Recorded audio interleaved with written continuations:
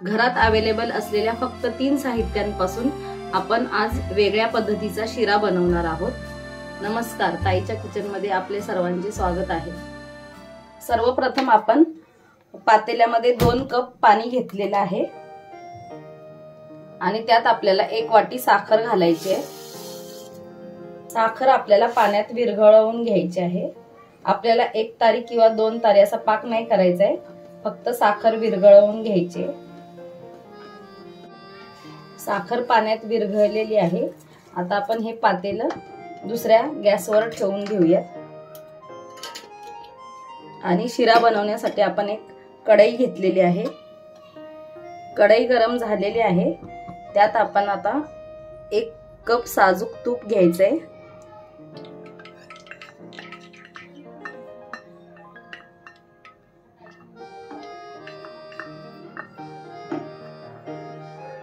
Gas medium करून तूप आपल्याला वितळवून घ्यायचे।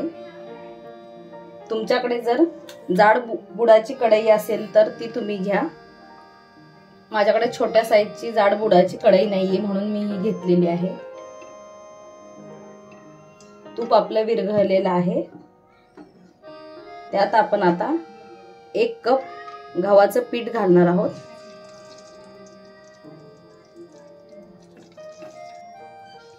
गव्हाचं पीठ आपल्याला आता हे मंद गॅसवर भाजून घ्यायचं आहे। तर मग तुम्हाला समजलंच असेल आपण कशाचा शिरा बनवणार आहोत ते। गॅस तुमचा एकदमच स्लो असेल तर थोडा मीडियम करून लो टू मीडियम गॅसवर आपल्याला हा गव्हाचं पीठ भाजून घ्यायचं आहे। हे तुपावर फास्ट गॅसवर भाजू नका, नाहीतर काळपट रंग येईल आणि त्याची चव पण बिघडेल। आपल्याकडे शक्यतो गव्हाच्या पिठाचा शिरा केला जात नाही। गुरुद्वारामध्ये हा शिरा प्रसाद म्हणून दिला जातो आणि त्यांच्याकडे यालाच कडा प्रसाद असं म्हणतात। तुम्ही बघू शकता पिठाचा रंग चेंज व्हायला लागलाय। आपल्याला अजून लाईट गोल्डन ब्राउन होईपर्यंत भाजायचं आहे। 10 मिनिटं चांगलं परतून घेतल्यावर तुम्ही बघू शकता रंग बऱ्यापैकी बदललेला आहे। आपल्याला असं कंटिन्यू परतत राहायचं आहे। 15 ते 20 मिनिटं कंटिन्यू आपण तुपावर गव्हाचं पीठ परतून घेतल्यावर तुम्ही बघू शकता असं लाईट ब्राउन रंग आलेला आहे आणि कन्सिस्टन्सी पण तुम्ही बघू शकता अशी रवाळ टेक्स्चर आलेला आहे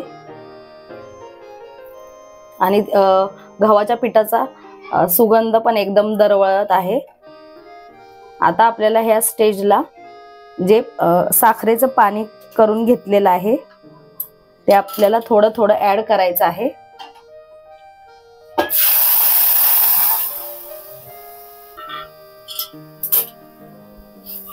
थोडं पाणी ऍड करून परतून घ्यायचं।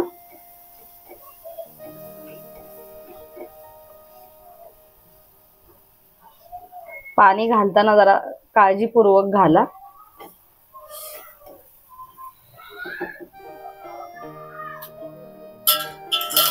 पाणी जर थंड असेल तर तुम्ही ते गरम करून घ्या।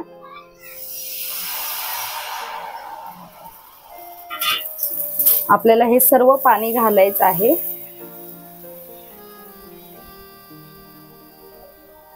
तुम्ही बघू शकता रंग किती छान आलेला आहे।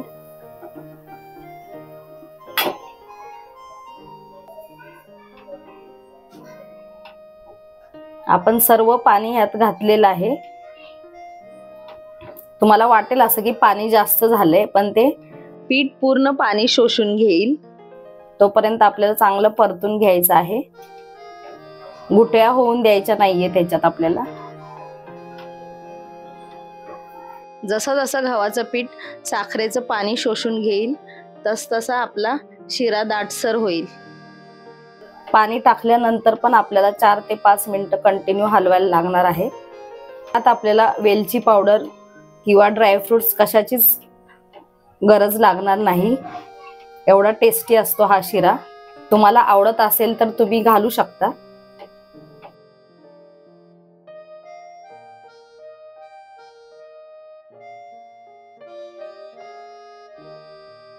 आता श्रावण महिना चालू आहे, तर श्रावण सोमवारचा उपवासाला आपल्याला गोड पदार्थ बनवावा लागतो. तर नेहमी आपण रव्याचा शिरा बनवतो. तर तुम्ही ह्या वेळेला ह्या वेगळ्या पद्धतीचा शिरा बनवून नक्की बघा आणि मला कमेंट करून सांगा कसा झाला ते. तुम्ही बघू शकता शिऱ्याला बाजूने तूप सुटलेला आहे, म्हणजे आपला शिरा तयार झालेला आहे. आता आपण गॅस बंद करूया आणि शिरा सर्व करूया. तुम्हाला जर माझी रेसिपी आवडली असेल तर लाईक करा आणि मित्रमंडळी आणि नातेवाईकांना शेअर करा. चॅनलवर नवीन असाल तर सबस्क्राईब करायला विसरू नका.